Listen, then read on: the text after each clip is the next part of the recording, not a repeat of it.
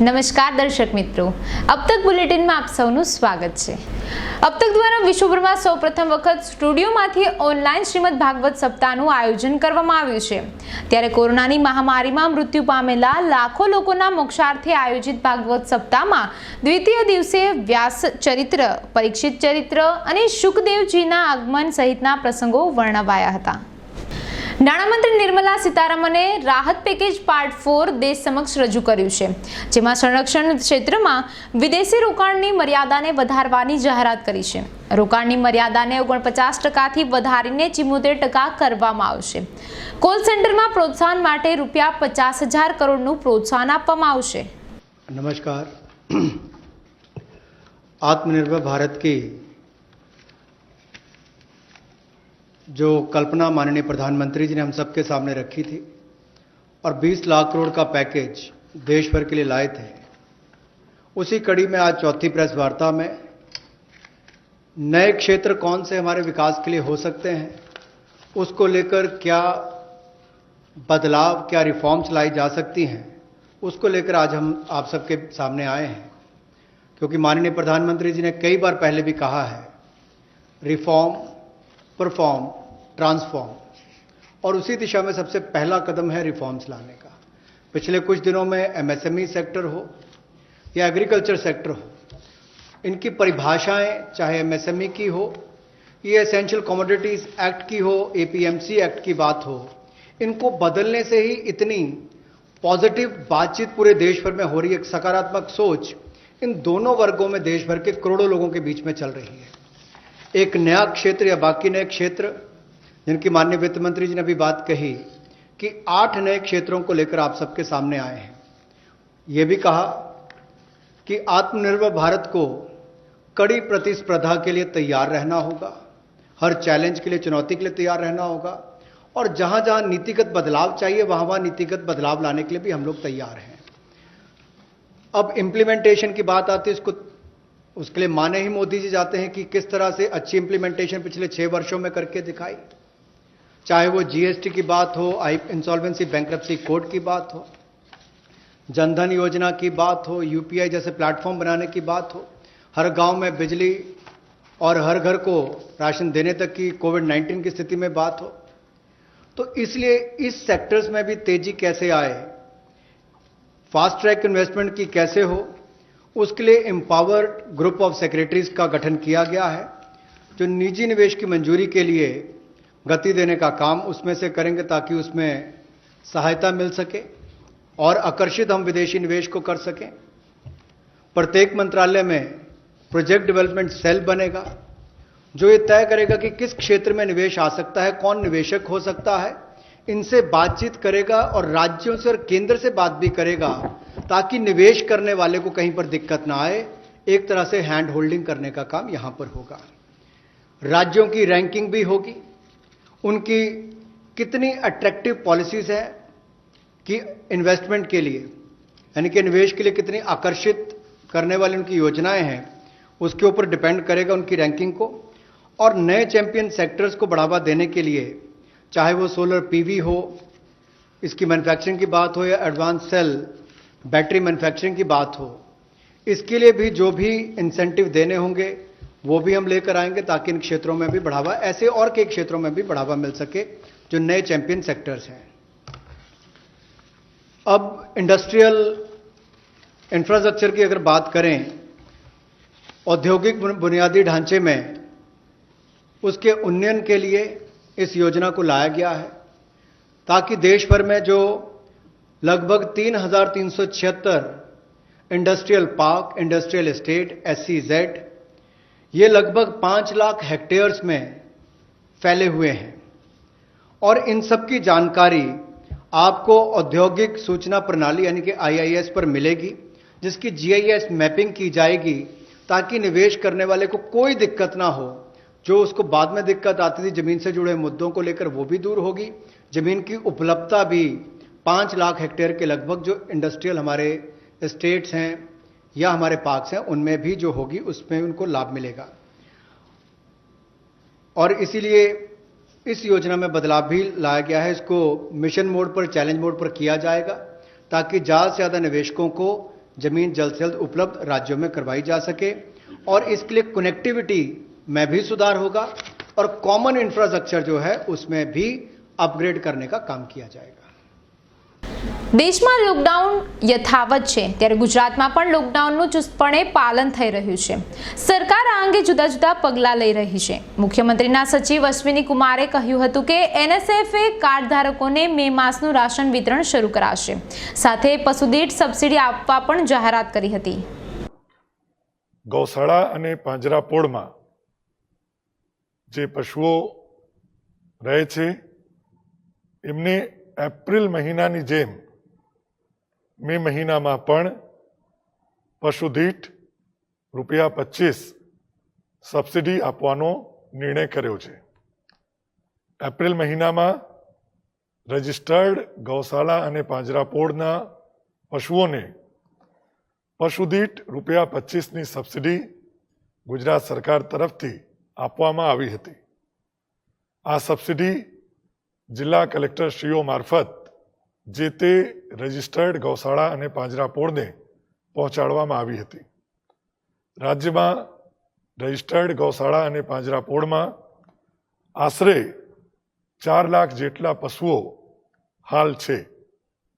April મહિનામાં આ કામગીરી પાછળ સબસિડી પેટે આશરે 30 થી 35 કરોડ રૂપિયાનો ખર્ચો થયેલ છે। મે મહિનામાં પણ માનનીય મુખ્યમંત્રી શ્રી વિજયભાઈ રૂપાણીએ રજિસ્ટર્ડ ગૌશાળા અને પાંજરાપોળમાં જે 4 લાખ જેટલા પશુઓ છે એમને પ્રત્યે સંવેદના રાખવીને મે મહિનામાં પણ પશુદીઠ દૈનિક ₹25 સબસિડી આપવાનો નિર્ણય કર્યો છે।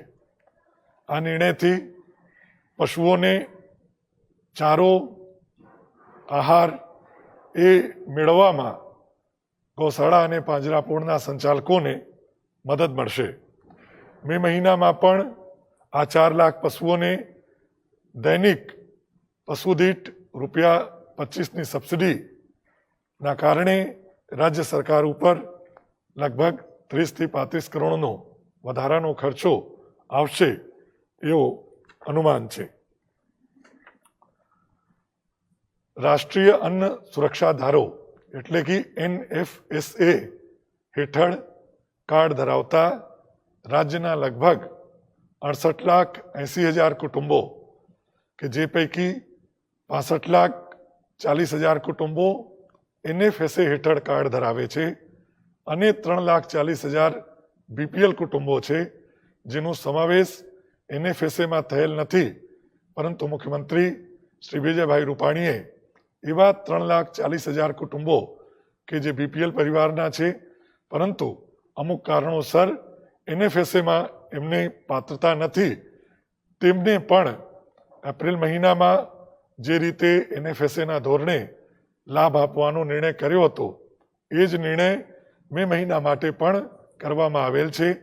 એટલે 65,40,000 NFSA કાર્ડ હોલ્ડર વત્તા 3,40,000 BPL non NFSA card holder એમ કુલ 68,80,000 કુટુંબોને મે મહિનામાં રાશન વિતરણની કામગીરી ગઈકાલે જે રીતે જણાવવામાં આવ્યું હતું એ રીતે 17મી થી 27મી મેની વચ્ચે કરવાનું આયોજન રાજ્ય સરકાર દ્વારા કરવામાં આવેલ છે। અહેમદાબાદ શહેર સિવાય રાજ્યના તમામ જિલ્લાઓ, ગામડાઓ અને શહેરોમાં આવતીકાલથી અનાજ વિતરણનો કાર્યક્રમ NFSA હેઠળ શરૂ કરવામાં આવશે। આવતીકાલે એટલે કે 17મી મેના દિવસે એવા NFSA કાર્ડ હોલ્ડર્સ કે જેમના રેશન કાર્ડનો છેલ્લો આંકડો 1 હોય એ આવતીકાલે સસ્તા અનાજની દુકાન ઉપરથી પોતાનો અનાજનો પુરવઠો મેળવી શકશે। એમાં NFSA હેઠળ દર મહિને ઘઉં અને ચોખા ઉપરાંત ખાણ અને મીઠું વત્તા પ્રધાનમંત્રી ગરીબ કલ્યાણ યોજના અંતર્ગત વ્યક્તિ દીઠ 3.5 કિલો ઘઉં, 1.5 કિલો ચોખા અને કુટુંબ દીઠ 1 કિલો દાળ પણ આ વખતે એકી સાથે આપવામાં આવશે. આવતીકાલે 17મી તારીખે એવા NFSA કુટુંબો કે જેના રેશન કાર્ડનો છેલ્લો આંકડો 1 હોય એ પોતાનો પુરવઠો સસ્તા અનાજની દુકાન ઉપરથી મેળવી શકશે. અમદાવાદ શહેરમાં ગઈકાલે લગભગ અઠવાડિયા પછી દુકાનો જેમાં એસેન્શિયલ સપ્લાઈઝની દુકાનો છે, કરિયાણા, શાકભાજી અને ફ્રૂટ એ પણ શરૂ કરવામાં આવી હતી. ગઈકાલે એક જ દિવસમાં અમદાવાદ શહેરમાં 30,000 જેટલા ઓર્ડર્સ ઓનલાઈન મળેલ છે અને એમાં 8.5 કરોડ રૂપિયાનું કેશલેસ પેમેન્ટ પણ કરવામાં આવેલ છે. ઓનલાઈન ડિલિવરી કેશલેસ વ્યવસ્થાના કારણે ગઈકાલે અમદાવાદ શહેરના 30,000 જેટલા ઓનલાઈન ઓર્ડર્સ પેટે લગભગ 8.5 કરોડ રૂપિયાનું કેશલેસ પેમેન્ટ થયેલ છે. સંપૂર્ણ ભારતમાં, સંપૂર્ણ દેશમાં આવા મોટા પાયે આ રીતે ઓનલાઈન ડિલિવરી કેશલેસ પેમેન્ટ એ અમદાવાદમાં પ્રથમ વખત ગઈકાલે નોંધવામાં આવેલ છે. ગઈકાલે સાંજે માનનીય મુખ્યમંત્રીશ્રીએ chamber of commerce, industries association, textile અને ડાયમંડ એસોસિએશન, રિટેલ અને હોલસેલના હોદ્દેદારો સાથે વાત કરી હતી. કેન્દ્રીય મંત્રી મનસુખ માંડવિયાએ રાહત પેકેજ પાર્ટ 3ને સરળ ભાષામાં સમજાવ્યું હતું. તેમણે ખેડૂતો, પશુપાલકોને મળનાર લાભોની માહિતી આપી હતી તેમજ મત્સ્ય ઉદ્યોગમાં ક્રાંતિ માટે સરકારની નીતિ સ્પષ્ટ કરી હતી. આ સાથે જ 20 લાખ કરોડનું રાહત પેકેજ જાહેર કરવા બદલ વડાપ્રધાન અને નાણામંત્રીનો આભાર માન્યો હતો. कोरोना वायरस की महामारी में देश में लॉकडाउन करना पड़ा और देश में लॉकडाउन के दरमियान जो आर्थिक गतिविधि रुकी हुई है या तो उसके ऊपर जो नेगेटिव इफेक्ट आई है उसमें से बाहर आने के लिए प्रधानमंत्री जी ने एक स्लोगन दिया, आत्मनिर्भर भारत, स्वनिर्भर भारत. आत्मनिर्भर भारत बनाने के लिए प्रधानमंत्री जी ने 20 लाख करोड़ रुपीस का एक बहुत बड़ा पैकेज का अनाउंस किया था.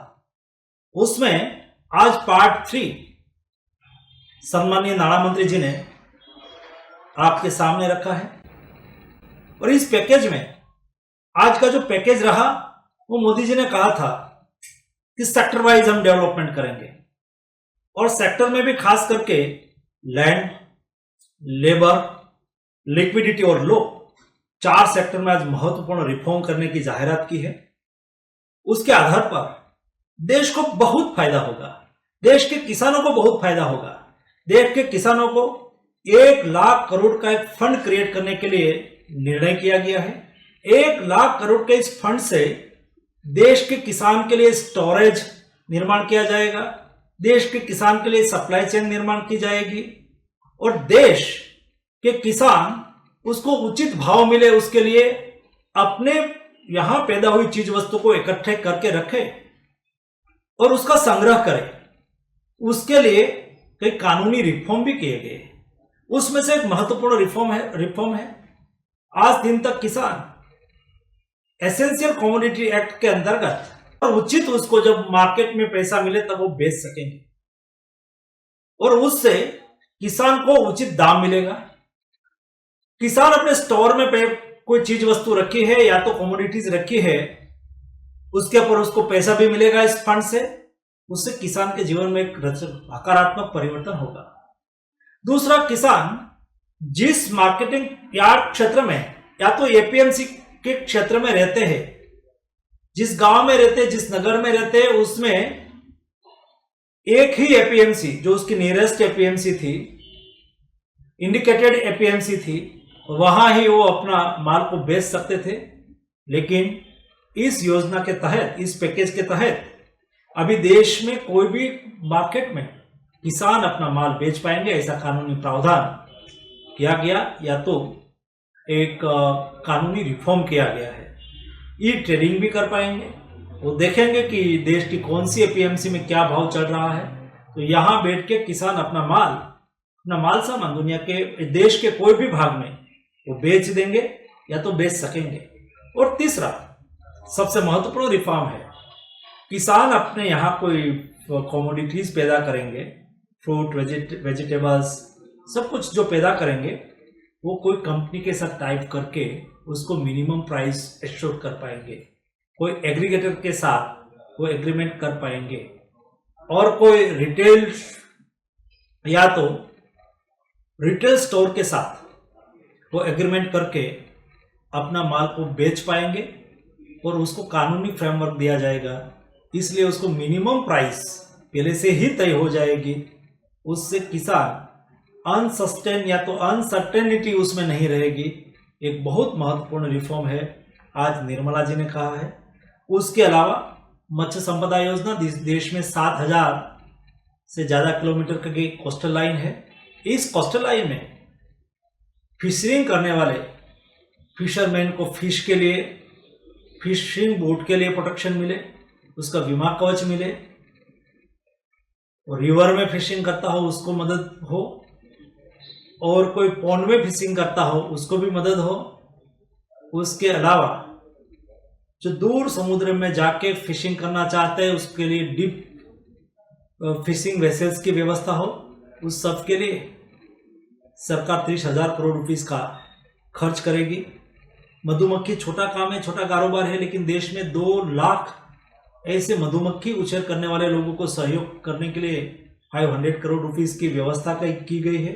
डेयरी और डेयरी को रिफॉर्म करने के लिए, डेयरी में इंफ्रास्ट्रक्चर डेवलप करने के लिए, और डेयरी में संसाधन को निर्माण करने के लिए और प्रोडक्शन बढ़ाने के लिए कोई कार्यक्रम लाएंगे, तो उसके लिए सरकार ने 20,000 करोड़ रुपीस खर्च करने के लिए डिसाइड किया है। और जो एनिमल्स है उसका वो टीकाकरण बहुत आवश्यक होता है। और आज फुट एंड माउथ डिसीज के सामने आपके पशु को प्रोटेक्शन मिले, गाय, बैल, भैंस को प्रोटेक्शन मिले, उसके लिए टीकाकरण के लिए भी व्यापक अभियान चलाने की बात की गई है। कुल मिला के ये तीसरे चरण का पैकेज स्कीम ये देश के किसानों के जीवन में एक महत्वपूर्ण बदलाव लाएगी। कोरोना वायरस के बाद किसान जो फ्रूट और वेजिटेबल पकाते थे उसको बहुत नुकसान भी हुआ है, इसलिए उसको अपने फार्म से मार्केट तक ले जाने के लिए जो ट्रांसपोर्टेशन खर्च लगेगा उसके बाद 50% सरकार सहयोग भी करेगी, उससे भी किसान को फायदा होगा, हॉर्टिकल्चर को फायदा होगा। इस दृष्टि से स्टेज 3 का पैकेज देश में किसानों के लिए लैंड, लेबर और लिक्विडिटीज और लो रिफॉर्म के लिए एक महत्वपूर्ण साबित होगा। और इसलिए मैं देश के प्रधानमंत्री और देश के फाइनेंस मिनिस्टर को अभिनंदन करता हूं। जो इनिशिएटिव देश के ग्रामीण क्षेत्र में रहने वाले, समुद्र तटीय क्षेत्र में रहने वाले, फार्म पर काम करने वाले मजदूर और सभी किसान के जीवन में एक महत्वपूर्ण बदलाव लाएगा। ચીન કરતા ભારતમાં કોરોનાના દર્દીઓ વધ્યા છે। ગુજરાતમાં કોરોનાગ્રસ્ત લોકોનો આંકડો 10,000ને પાર થયો છે। અગાઉ કોરોના મુક્ત જાહેર થયેલા કેરળ, ગોવા અને મણિપુરમાં કોરોનાના નવા કેસો નોંધાતા આરોગ્ય તંત્ર ચોંક્યું છે। ભારતમાં અત્યારે કોરોના સંક્રમિત દર્દીઓની સંખ્યાનો આંકડો 85,215 પહોંચ્યો છે, જે ચીનમાં નોંધાયેલા આંકડાથી વધુ છે। સંક્રમિત દર્દીઓની સંખ્યાને લઈને ભારત વિશ્વમાં 11મા ક્રમે પહોંચ્યું છે। કોરોના સંક્રમિત કેસમાં ભલે ભારત ચીનથી આગળ નીકળી ગયું હોય, પરંતુ ભારતમાં મૃત્યુદર કાબૂમાં રહ્યો છે। ચીનમાં મૃત્યુદર 5.5% છે, જ્યારે ભારતમાં માત્ર 3.2% સંક્રમિત દર્દીઓના મૃત્યુ નોંધાયા છે. ભારતમાં અત્યાર સુધી કુલ 27,000 દર્દીઓ સાજા થયા હોવાનું ચિત્ર કેન્દ્રીય આરોગ્ય મંત્રાલય દ્વારા જાહેર કરવામાં આવ્યું છે. ગુજરાતમાં કોરોના સંક્રમિત દર્દીઓની સંખ્યા 10,000ને પાર પહોંચી છે, જેથી ગુજરાત દેશમાં કોરોના સંક્રમિત દર્દીઓની સંખ્યા ક્રમમાં મહારાષ્ટ્ર, તમિલનાડુ બાદ 3જા નંબરે પહોંચી જવા પામ્યું છે. કચ્છમાં બહારથી આવતા કચ્છીઓ માટે રાજ્ય સરકારે માનવીય અભિગમ અપનાવ્યો છે. જિલ્લામાં પ્રવેશ માટે હળવા નિયમો કરવામાં આવ્યા છે, સાથે કલેક્ટરને સત્તા સોંપવામાં આવી છે. રાજ્ય સરકારના અભિગમ બદલ મંત્રી વાસણભાઈ આહિરે આભાર માન્યો છે. મુંબઈથી મોટી સંખ્યામાં લોકો કચ્છમાં આવ્યા છે અને હજુ પણ મોટી સંખ્યામાં લોકો આવવાનો અંદાજ છે, ત્યારે ક્વોરન્ટાઇન નિયમો પાળવામાં આવે તેવી અપીલ કરાઈ છે. દેશમાં વસતા કચ્છી ભાઈઓ અને બહેનોને કચ્છમાં આવવાનું છે, તો એના માટે જેટલું બને એટલું સરળીકરણથી કચ્છમાં આવે. કચ્છી ભાઈઓનું હૃદયપૂર્વકનું કચ્છમાં સ્વાગત કરીએ છીએ. પરંતુ સરકારશ્રીના જે કાંઈ નિયમો ક્વોરન્ટાઇનના હોય, સરકારી ક્વોરન્ટાઇન હોય, એ રીતના નિયમોનું ચુસ્તપણે પાલન કરે, જેથી કરીને આ કોરોનાની મહામારી બીજે ક્યાંય ફેલાય નહીં. આપણે આપણા બંધુઓની રક્ષા કરીએ અને આપ પધારો, આપનું સ્વાગત છે. સરકારી નિયમોનું ચુસ્તપણે પાલન કરીએ. મારી એટલી વિનંતી પણ છે, સરકાર આવું વિચારી પણ રહી છે કે દરેક તાલુકામાં જે સમાજવાડીઓ છે, શૈક્ષિક સંસ્થાઓ છે, એમાં એમને ક્વોરન્ટાઇન કરવામાં આવશે. એ જ ગામમાં એ રહી શકશે અને 7 દિવસ ક્વોરન્ટાઇન થયા પછી એના ગામમાં એ પોતે જઈ શકે. એ રીતની એક વ્યવસ્થાના ભાગરૂપે જિલ્લાના કલેક્ટરશ્રીના માર્ગદર્શન હેઠળ આ રીતનું આપણે વિચારી રહ્યા છીએ ને એનું અમલીકરણ થાય એ દિશામાં સરકાર ખૂબ ગંભીર છે. ધોરાજીની કોંગ્રેસ શાસિત નગરપાલિકાની 2 સમિતિના ચેરમેને હોદ્દા પરથી રાજીનામું આપ્યું છે, જેથી સ્થાનિક રાજકારણમાં ખળભળાટ મચી ગયો છે, સાથે નવા રાજકીય સમીકરણો સર્જાયા છે. જાગૃતિબેન રાજ્યગુરુ અને પ્રફુલભાઈ વઘાસિયા બંને ચેરમેનોનો આક્ષેપ છે કે પોતાના વોર્ડમાં કામ ન થતા હોવાથી રાજીનામું આપ્યું છે. મારું નામ જાગૃતિ ધર્મેશભાઈ રાજ્યગુરુ. હું વોર્ડ નંબર 5ની નગરપાલિકાની સદસ્ય છું. હું લાઇબ્રેરી અને ખાતરની ચેરમેન છું.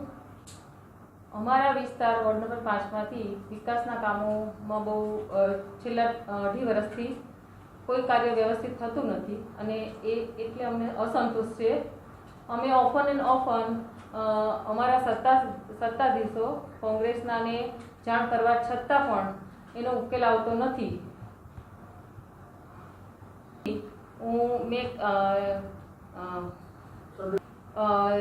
તેથી ગત તારીખ 14/5 હું મારા ચેરમેન પદેથી રાજીનામું આપું છું અને આગામી દિવસોમાં જો અમારા વિકાસના કાર્યોમાં વ્યવસ્થિત ઉકેલ નહીં આવે તો હું સદસ્ય તરીકે રાજીનામું આપવા તૈયાર છું.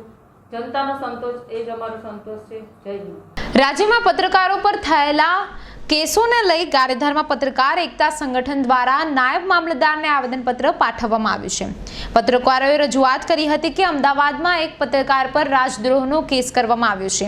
ગાંધીનગરની એક ખાનગી ન્યૂઝ ચેનલનું લાયસન્સ રદ કરવામાં આવ્યું છે. રાજકોટ અને નવસારી જિલ્લામાં પત્રકાર પર પોલીસ કેસ નોંધાયો છે. આ તમામ કેસ પર પોલીસ વડા તપાસ કરીને ખોટી રીતે કેસ કરાયા હોય તેવા કેસો રદ કરે. માધવપુર પોલીસ દ્વારા સેવા કાર્ય કરવામાં આવ્યું છે. એક ભૂલા પડેલા મનોરોગી વ્યક્તિને તેના પરિવારજનો સાથે મિલન કરાવ્યું હતું. મનોરોગી જ્ઞાનસિંહ છેલ્લા 4 માસથી તેના વતન રાજસ્થાનથી લાપતા હતા. જ્ઞાનસિંહ પગપાળા પોરબંદર જિલ્લાના માધવપુર ખાતે પહોંચ્યા હતા. અહીં પોલીસે તેમના પરિવારની શોધખોળ માટે રાજસ્થાન પોલીસનો સંપર્ક કર્યો હતો અને જ્ઞાનસિંહને પરિવાર સાથે મિલન કરાવ્યું હતું. ગાગોસર એટલે જલાવડ જિલ્લો મારે હું જ્ઞાનસિંહ ઢૂંઢવા કારણે હું ખૂબ પરેશાન થયો, ખૂબ નહીં મળ્યો. तो यहाँ साहब जी क्या उन्होंने पकड़ो, उन्होंने मारे फोन करियो कि तुम रटले को रोशने कहाँ जाए, थारा बच्चों यहाँ है. मुँह जाकर वहाँ थाना में गयो, सर अपना बच्चों पकड़ा गयो. तो मैंने साहब जी के मन की साहब जी उन्होंने पकड़ो भाई साहब ने. तो वहाँ जाके हमारे बेड़ा ने माने खूब धन्यवाद दिया. बल्लो को भगवान बल्लो को माने भगवान अच्छी जगह और बड़ा नौकरी लगा को या कि सर माने मारो छोरा काटने में परेशान था, पूरे घर को परिवार माने. માંગરોળમાં દરિયામાં પેટ્રોલિંગ કરતી મરીન પોલીસની બોટ અચાનક અધવચ્ચે બંધ પડી ગઈ હતી, જેથી તંત્રમાં દોડધામ મચી જવા પામી હતી। ત્યારબાદ અન્ય બોટ સાથે બાંધી મરીન પોલીસની બોટ કાંઠે લવાઈ હતી, ત્યારે તંત્રએ રાહતનો શ્વાસ લીધો હતો। મારું નામ નાનું સિન્હા સોલંકી અને આ વિરાટ બોટમાં હું ધંધો કરું છું માછીમારનો। અને ઓલા લોકો જતા હતા તો એને પાણી ભરાતું હતું, એટલે પછી અહીંયા આમાં જાવો કર્યો, એટલે અમે ગયા બાજુમાં ને પાણી ભરાતું હતું, એટલે એ લોકોને પછી મારી બોટમાં લઈ લીધા માણસોને અને શેડો બાંધીને એને બંદરમાં પુગાડી। કેની બોટ હતી કંઈ? એ બોટ એમાં કોસ્ટગાર્ડ હતા ને એ કોસ્ટગાર્ડવાળાની હતી। ઓખા કોસ્ટગાર્ડ દ્વારા તટરક્ષક દળને અપાયેલા નવા જહાજોને સલામી અપાઈ હતી। મહત્વનું છે કે રક્ષા મંત્રી રાજનાથ સિંહે વિડીયો કોન્ફરન્સના માધ્યમથી ગોવામાં આ બોટોનું જલાવરણ કર્યું હતું। સચેત અને ઇન્ટરસેપ્ટર જહાજના ઉમેરાથી તટરક્ષક દળની તાકાતમાં વધારો થયો છે। रक्षा मंत्री श्री राजनाथ सिंह ने वीडियो कॉन्फ्रेंसिंग के माध्यम से गोवा में भारतीय तटरक्षक बल के ICGS सचेत और 2 इंटरसेप्टर नौकाओं C-450 और C-451 का जला वितरण किया है। यह भारतीय तटरक्षक बल के इतिहास में पहला मौका है जब किसी तटरक्षक जहाज को डिजिटल माध्यम से कमीशन किया गया है, जो कोविड-19 महामारी के तहत सोशल डिस्टेंसिंग के सख्त प्रोटोकॉल को बनाए रखने के लिए बहुत जरूरी है। સિલવાસમાં કોરોના રક્ષણની સાવચેતી સાથે ફિલાટેક્સ લિમિટેડ કંપની પુનઃ કાર્યરત થઈ છે। દાદરા અને નગર હવેલીમાં એક પણ કોરોનાનો કેસ નોંધાયો નથી, જેથી સંઘ પ્રદેશને કોરોના મુક્ત રાખવા બદલ કંપનીના સંચાલકોએ તંત્રનો આભાર માન્યો છે। આ સાથે જ રાહત પેકેજથી અર્થવ્યવસ્થામાં સુધારો આવશે તેવી ઉમ્મીદ દર્શાવી હતી। सर 22 मार्च से घोषणा हुई थी लॉकडाउन की पूरे प्रदेश में भारत बंद हो करने का। किस तरह दादरा में जो कंपनियां हैं पहले किस तरह चलती थी, आज क्या स्थिति है? देखिए, आपके न्यूज़ चैनल के माध्यम से ये मैं बताना चाहूँगा कि जिस तरह से ये कोविड-19 का प्रकोप पूरे भारतवर्ष में आया, वो ज़्यादा न फैले, इसके देखते हुए हमारे माननीय प्रधानमंत्री जी ने जो निर्णय लिया देश हित एवं जनहित में, यहाँ के एडमिनिस्ट्रेशन ने जो आदेश जारी किया, जो पूर्ण लॉकडाउन 24 तारीख से लागू हुआ है, उससे पहले हमारी कंपनियां फुल फ्लेज में चल रही थी, लेकिन लॉकडाउन के चलते फिर कुछ दिन बंद रखना पड़ा। उसके बाद लॉकडाउन 3 तक किया गया, फिर 17 तक किया गया। बीच में प्रशासन ने हमारे माननीय प्रधानमंत्री के निर्देशानुसार यहाँ कारखाना को कुछ प्रतिशत में चालू करने का एसेंशियल एवं नॉन एसेंशियल को भी ऑर्डर दिया गया। उसके तहत हमारी कारखाना भी हमने थोड़ा सा 20% 25% चालू किया एवं गवर्नमेंट के दिए गए दिशा निर्देशों को पालन करते हुए हमने अभी जो आपने यहाँ देखा ही है, क्योंकि हमें इसमें भी बहुत सारी कठिनाइयाँ झेलनी पड़ रही है, जो है मेन माइग्रेंट लेबर का। जैसे हमने भी मार्च का भी पूर्ण रूप में सभी कामगारों को, कर्मचारियों को एवं कॉन्ट्रैक्ट ठेकेदार के लेबर को भी पूर्ण सैलरी प्रदान किया। उसके बावजूद भी फिर अप्रैल में भी हमने जो भी है लमसम पेमेंट किया। उसके बावजूद ढेर सारे यहाँ रजिस्ट्रेशन करा के मुझे अभी ये 30% चलाने में भी कठिनाइयाँ हो रही है, क्योंकि हमें जितनी चाहिए ऑपरेटर, वर्कर, लेबर उसमें से नहीं मिल रहे हैं। कोई बोलते हैं मैं आज जाऊँगा, रजिस्ट्रेशन हो चुका है। तो इस पर प्रशासन को भी थोड़ा सा मैं आग्रह करूँगा कि ध्यान देना चाहिए। लेकिन मैं एक चीज़ और प्रशासन की तरफ से हम लोग बहुत ही खुशी का इजहार कर रहे हैं कि हमारे माननीय प्रशासक महोदय श्री प्रफुल्ल भाई पटेल साहब ने के दिशा निर्देश में एवं हमारे कर्मठ एवं युवा समाहर्ता श्री संदीप कुमार सिंह जी एवं उनके उप समाहर्ता डॉक्टर अपूर्वा शर्मा जी के निगरानी में एवं हेल्थ डायरेक्टर की निगरानी में जो यहाँ हर तरह से दिशा निर्देश दिए गए हैं सुरक्षा हेतु, वो सभी पालन भी कर रहे हैं, प्रशासन भी पालन करवा रहा है। हम लोग भी उस निर्देशों को पालन करते हुए कारखाना को चलाना चाहते हैं, लेकिन हमें इन सारी कठिनाइयाँ आ रही है। जैसे एक बॉर्डर क्रॉसिंग का है, हमारा लगभग 50% मजदूर दादरा डूंगरा में रहते हैं। प्रायः हरिया पार्क में हमारी कॉलोनी भी है, जहाँ पे 40 फ्लैट है, वहाँ भी हमारे लगभग 101 अधिकारीगण भी रहते हैं। वो लोग भी नहीं आने चाहते हैं, लेकिन नहीं आ पा रहे हैं। अतः मैं आपके चैनल के थ्रू मैं उन लोगों से भी आग्रह करना चाहूँगा कि इस मैटर पे ध्यान दें कि जिससे बॉर्डर एरिया के जो भी हमारे मजदूर और अधिकारीगण हैं फैक्ट्री पधारे। और हम लोग पुरजोर कोशिश कर रहे हैं, क्योंकि भारतवर्ष में अगर उद्योग नहीं चलेगा तो पूरी आर्थिक मंदी आ जाएगी। इस आर्थिक मंदी को ध्यान में रखते हुए हमारे मैनेजमेंट ने भी इस विकट परिस्थिति में हमें यह निर्देश दिया है कि मैक्सिमम कारखाना चलाओ। पिछले समय में जो माइग्रेंट वर्कर्स के लिए या जो भी लघु उद्योगों के लिए जो गवर्नमेंट ने फ़ायदा या जो भी आपूर्ति करवाया है, उसके वो तो एक सराहनीय कदम है गवर्नमेंट का। उसके लिए प्रधानमंत्री जी को थैंक्स कहेंगे पहले तो। दूसरा जो 30% या 40% जो भी काम के लिए अनुमति दी है इतने लॉकडाउन के पीरियड में हमारे जैसे कंपनियों को, उसके लिए भी DNH गवर्नमेंट को हम थैंक्स बोलना चाहते हैं। दूसरी बात जो माइग्रेंट्स वर्कर है, जैसे हमारे बहुत सारे लोग डुंगरा या आजू बाजू जगह से पिपरिया से आना चाहते हैं, उसके लिए थोड़ा सा हमको दिक्कतें महसूस हो रही है फैक्ट्रियाँ चलाने में। जो 30% हमको रियायत दी है उसके ऊपर। बाकी तो हम दिशा अनुसार जो भी टाइम टू टाइम गवर्नमेंट दे रही है उसके अनुसार हम कार्यक्रम जैसे भी है कोविड के लिए, कोविड-19 अवॉइड कर, जैसे भी कोरोना फैलने के लिए जो भी है नहीं फैले इसके लिए सैनिटाइजेशन, मास्क वो सभी हम पूर्ति करवा रहे हैं सभी लोगों के साथ मिलके। और यही है कि आगे ना फैले ये और हम जल्दी से जल्दी से उभरे, यही चाहते हैं हम लोग। पहले तो गवर्नमेंट के लिए, DNH प्रशासन के लिए हम धन्यवाद देते हैं, हमको जो परमिशन दिया उसके लिए।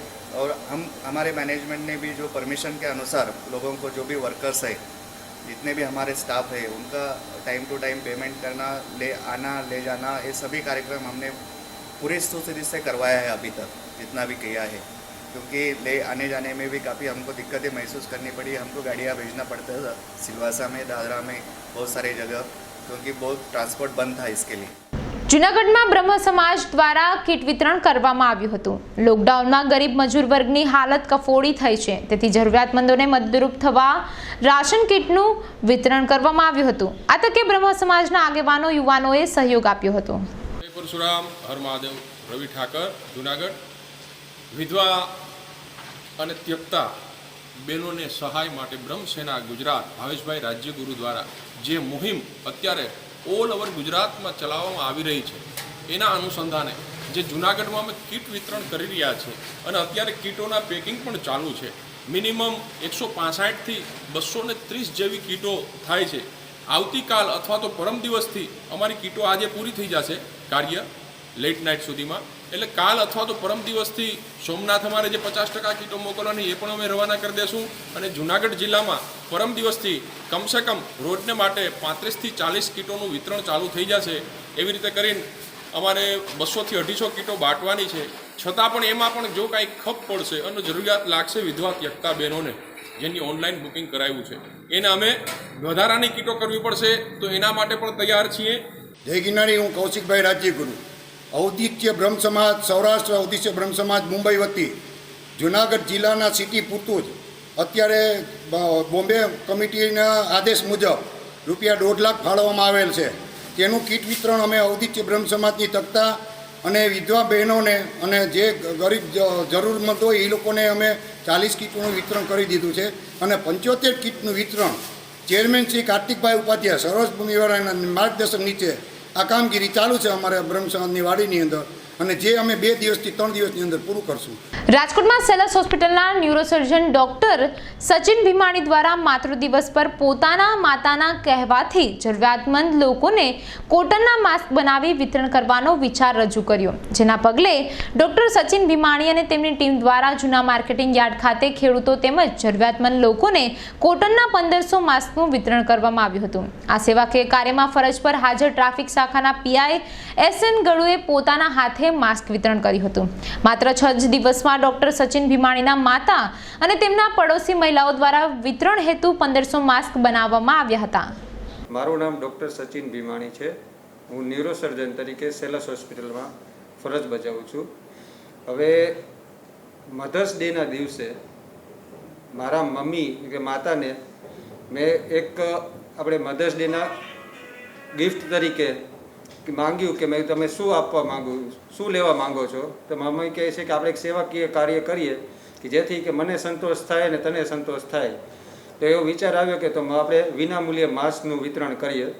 તો બધા પરિવારજનો નક્કી કરી અને ઘરે બેઠા કોટનના કે સુતરા કાપડના હોમમેડ માસ્ક 1500 જેટલા બનાવી અમે મજૂરોને, જે કહેવાય કે ખેત મજૂરો કે જે ગામડેથી પોતાની રોજીરોટી માટે દરરોજ આવતા હોય છે, કે જે લોકો ભેગા થાય છે યાર્ડમાં, જે માર્કેટિંગ યાર્ડમાં ભેગા થતા હોય છે, ત્યાં આપણે માસ્કનું વિતરણ કરવાની ઈચ્છા ધરાવી. કેમ કે ઘણી વખત એવું જોયું છે કે હું એ જે ખેડૂત પુત્ર છું, તો અમારા જે ખેડૂત હોય એ પણ જ્યારે ખેતી કામ કરતા હોય કે કંઈક વસ્તુ લેવા જતા હોય તો એ રૂમાલ બાંધીને જતા હોય છે. એના કરતાં જે રિયુઝેબલ કે ફરીથી વાપરી શકે એવા સુતરા કાપડના માસ્ક બનાવી અને વિતરણ કરવાની ઈચ્છા ધરાવી હતી. તો 1500 જેટલા માસ્ક અત્યાર સુધીમાં બની ગયા છે. તો અમારે અત્યારે માર્કેટિંગ યાર્ડમાં બધા ખેત મજૂરોને આપી દેવાની ઈચ્છા છે. મધર્સ ડેના દિવસે જ કે વિચાર આવ્યો હતો, એટલે આજે 6 દિવસ થયા. તો 6 દિવસમાં 1500 જેટલા માસ્ક 4-5 બહેનો સાથે મારા મમ્મીએ ભેગા થઈ અને માસ્ક બનાવ્યા હતા. એ દિવસ રાત ભેગા કરી અને મોસ્ટલી રાત્રે કટિંગ કરવાનું, સવારે સિલાઈ કરવાનું, એ રીતે જ ગોઠવીને કામ કર્યું છે. વર્તમાન સમયમાં કોવિડ-19ને કારણે શાળાઓમાં વાલીઓ તેમજ વિદ્યાર્થીઓ જે રૂબરૂ બોલાવી શકાતા ન હોવાથી રાજકોટ મહાનગરપાલિકા સંચાલિત હાઈસ્કૂલમાં ઓનલાઈન ફોર્મ ભરી પ્રવેશ આપવાની પ્રક્રિયા શરૂ કરવામાં આવી છે. નવું સત્ર શરૂ થાય ત્યાં સુધી તમામ હાઈસ્કૂલોમાં ઓનલાઈન ફોર્મ ભરવામાં આવશે. તે અંગે વધુ વિગતો શિક્ષણ સમિતિ ચેરમેન નરેન્દ્રસિંહ ઠાકુરે વિગતો આપી હતી.